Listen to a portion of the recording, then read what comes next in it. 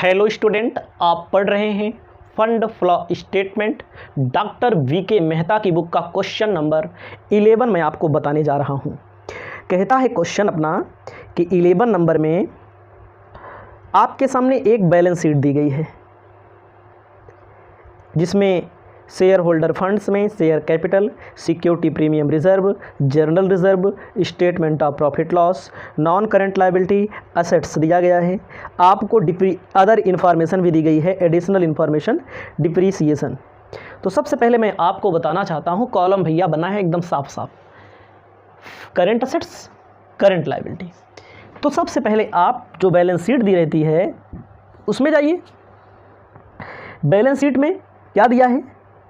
Current assets में आइए, दिया गया है इन्वेंटरी 17 का और 18 का। ध्यान दीजिएगा, 17 में दिया है 6630 इन्वेंटरी,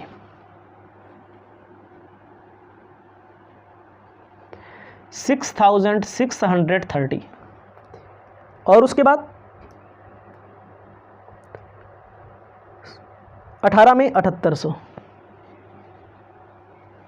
अब आप देखिए करंट असेट्स में बढ़ा है ना, इंक्रीज हुआ है, तो आपको इंक्रीज में लिख देना है। इंक्रीज में कितना लिख देना है? आएगा 1170। घटा लीजिए, एकदम साफ साफ बता रहे हैं, एकदम आसान लैंग्वेज में। उसके बाद इन्वेंट्री के बाद क्वेश्चन में देखेंगे ट्रेड रिसीवेबल। ट्रेड रिसीवेबल 11,730, 11,730 के बाद दिया गया है, चेक कर लीजिएगा, सॉरी 17 में दिया है 10,950, 17 में दिया है 10,950, 11,730। इंक्रीज हुआ है कि डिक्रीज हुआ है? इंक्रीज हुआ है। इंक्रीज कितना हुआ है? 780। उसके बाद ट्रेड रिसीवेबल के बाद कैश। कैश कितना? पहले 1440 रुपए का था, 1280 का हो गया, 1200 का हो गया, कितना हो गया? 240 रुपए की कमी आई है। याद रखना हमारी बात को, इस चीज़ को फोकस करना पड़ता है, पढ़ना पड़ता है, एकदम आसान चीज़ है। मैंने बताया है करंट असेट्स इंक्रीज होता है तो इंक्रीज में, डिक्रीज होता है तो डिक्रीज में, मतलब बढ़े तो बढ़े में, घटे तो घटे में। इसी का उल्टा होता है लायबिलिटी में। याद रखना, करंट लायबिलिटी में थोड़ा आइएगा आप, तो आपको मिलेगा क्या? सबसे पहले ट्रेड पेबल, केवल एक चीज मिल रहा है, ट्रेड पेबल। कितना मिल रहा है? 10,050, 10,050, 10,920। देखो यहां पर बढ़ रहा है। कितना बढ़ रहा है? जो भी बढ़ रहा है ना। तो मैंने क्या बोला है? करंट असेट्स का उल्टा जो नियम लगेगा यहां पर, बढ़ेगा तो घटने वाले में लिखेंगे। कितना लिखेंगे? 870 रुपया। इस क्वेश्चन में इस नियम के लिए अब कुछ नहीं बचा, इसको जोड़ लीजिए। सब आप जानते हैं, ये सब चीज़ें हमने बताई हैं, तो इसको हम जोड़ करके आपको क्वेश्चन बता दे रहे हैं। Total A, total B. अब आप जोड़िए 6,630, 10,950, 1,440, 19,020 आ जाएगा। ये कितना आ जाएगा? 10,050 इसको आना चाहिए, इसको 10,920 ही आना है। 7,800, 11,730, 1,200, 20,730। अब आपको क्या करना है? वर्किंग कैपिटल ए में से बी माइनस कर लो। 1920 में से, 19,020 में से 10,050 माइनस कर दो, 8,970। घटा लीजिएगा, 8,970। 20,730 में से 10,920 माइनस कर दो, 9,810। दोनों पक्षों को बराबर करिए।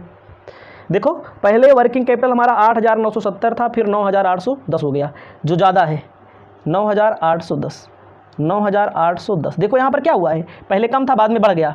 यहाँ पर लिखा जाएगा increase working capital. Increase working capital आ जाएगा यहाँ पर 840। यहाँ भी जोड़ लीजिए 1170, 780, 1950, यहाँ पर भी 1950 यहाँ पर आएगा, यही चीज़ बैलेंस निकलेगा 840। अब इसको अपनी कॉपी में आप लिख लीजिए। इसमें कुछ नहीं हमें बताना है। जो स्टूडेंट इतना क्वेश्चन पढ़ने के बाद ना लगा पाए, जान लीजिए वो पढ़ ही नहीं रहा है। हमारी गलती बहुत सारे स्टूडेंट दे सकते हैं, लेकिन अपने ऊपर भी ध्यान देना पड़ता है। ध्यान देना है, दोनों को चेक करके हमें बनाना है। आपको मैं बता दूं, सबसे पहले क्वेश्चन में आइएगा तो जैसे आप देखिए शेयर कैपिटल दिया है, 17 में 20,000 का था, 18 में 25,000 का हो गया। तो आपको लिखना है इशू ऑफ शेयर कैपिटल 5,000। पैसा आया है, शेयर को इशू करने से पैसा आया है, जाहिर सी बात है। पहले 20,000 था, अब शेयर कैपिटल 25,000 हो गया, तो इसका मतलब शेयर इशू किया गया। अब जैसे सिक्योरिटी प्रीमियम रिजर्व दिया है, रुक जाइएगा थोड़ा से, हम गलती कर रहे हैं, दूसरे क्वेश्चन में पहुंच गए। तो पहले 34,000 का था, अब 46,000 का हो गया। बात वही होगी, पहले 34,000 रुपये का था, अब 46,000 का हो गया। अब 46,000 का हो गया, पहले कितने का था? 34,000 का। इसका मतलब क्या हुआ? नया शेयर इशू किया गया है, तभी तो पैसा आया हुआ है। नए शेयर को इशू करने से कितना पैसा आया हुआ है ये आप जान सकते हैं। और एक चीज़ देख लीजिए, और नीचे देखिए थोड़ा से, सिक्योरिटी प्रीमियम पहले 24,000 का था सिक्योरिटी प्रीमियम, अब कितने का हो गया? पहले 2400 का था, अब कितने का हो गया? 3600 का हो गया। याद रखिएगा, कितना बढ़ा? 12 यहां पर बढ़ा ना, 12,000 यहां पर बढ़ा,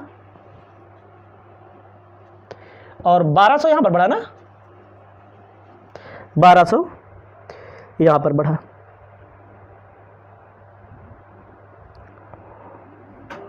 इसको इतना लिख लीजिए। अब थोड़ा नीचे आ जाइए, क्वेश्चन में बोला है जनरल रिजर्व पहले 1800 का था, फिर 2700 का हो गया। पीएल पहले 5,850 रुपये का था, 6250 रुपये का हो गया। ठीक है, तो आपको मैं बताना चाहता हूँ, पीएल एडजस्टमेंट बनाइए पहले। बैलेंस ऑफ प्रॉफिट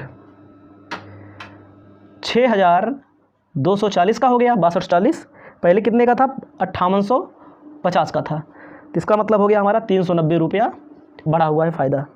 तो आपको मैं बता दूं, इसमें ऐड करते हैं non operating expenses. Non operating expenses का मतलब होता है जैसे डिप्रिसिएशन लग जाता है, उस पर माइनस, उसको बोलते हैं जनरल रिजर्व में ट्रांसफ़र कर देते हैं, उसको बोलते हैं टैक्स। मतलब ऐसे खर्चे जो व्यवसाय को चलाने के कारण नहीं हुए हैं वास्तव में, भले हम माइनस कर देते हैं रिजर्व के तौर पर, अन्य के तौर पर, उसके लिए।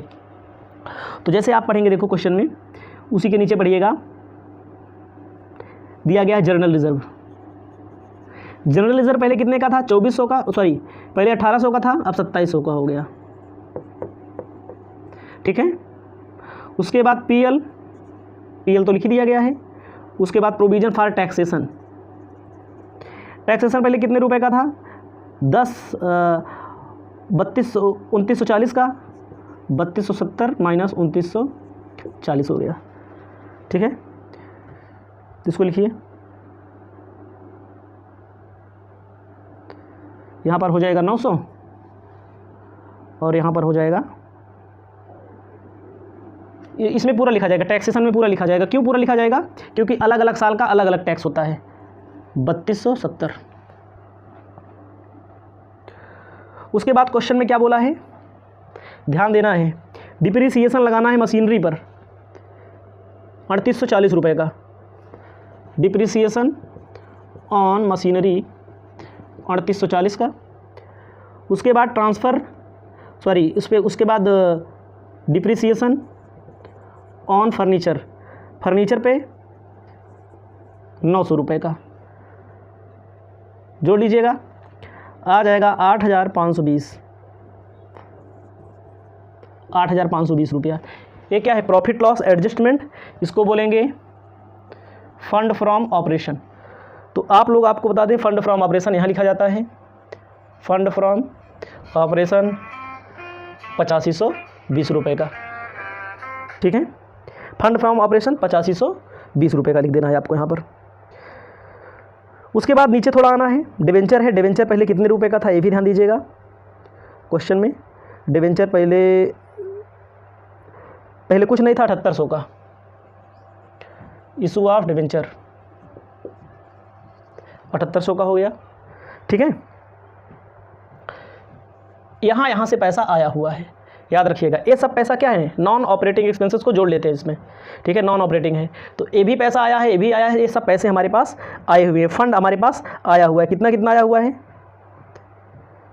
कितना कितना आया हुआ है, 8520 रुपया एक आया है, एक 12,000 आया है, एक 1200 आया है, एक कितना आया है 7800 आया है।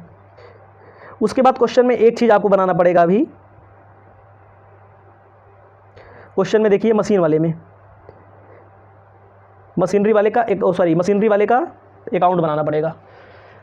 इसको लिख लीजिएगा, मशीनरी वाले का अकाउंट हमें बनाना पड़ेगा। अकाउंट बनाते समय ध्यान देते हैं, सबसे पहले लिखते हैं टू बैलेंस BD, जो हमारे पास पहले से है। कितने का पहले से है, मशीनरी 10,680 की, बाई बैलेंस CD 15,000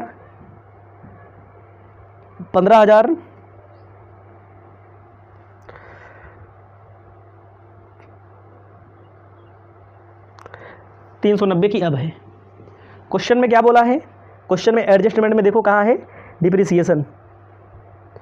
क्या बोला भैया, डिप्रिसिएशन।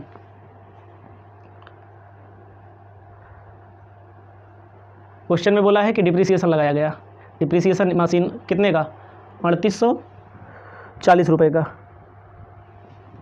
समझिएगा हमारी बात को, 3840 का पहले से इतना है हमारे पास, डिप्रिसिएशन भी लगाया गया। ठीक है, उसके बाद 15,390 का बच भी रहा है क्वेश्चन में।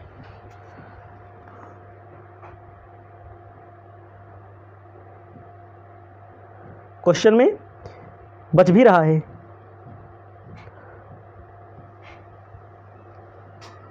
कैलकुलेटर का इस्तेमाल करिए।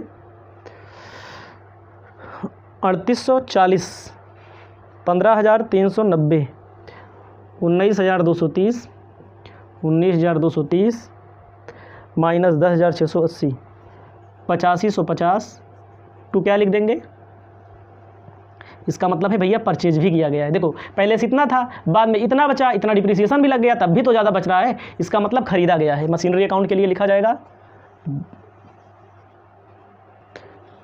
Purchase of machinery 8550। अब क्या लिखना है, फर्नीचर अकाउंट। फर्नीचर अकाउंट के लिए क्या होगा, पहले से कितना था ऐसे लिखो, to balance BD by balance CD। समझिएगा, CD का मतलब जो बचा। पहले से क्वेश्चन में देखो कितने का था,